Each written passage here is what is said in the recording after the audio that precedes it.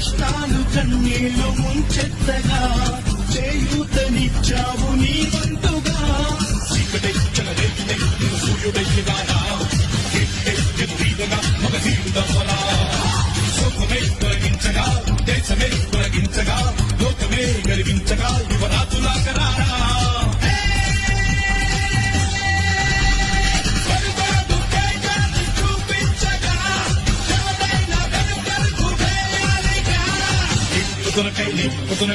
పొదునకై భగవనాడే పాండ్యగుండం అగ్నిగుండం రెండు నువ్వేరా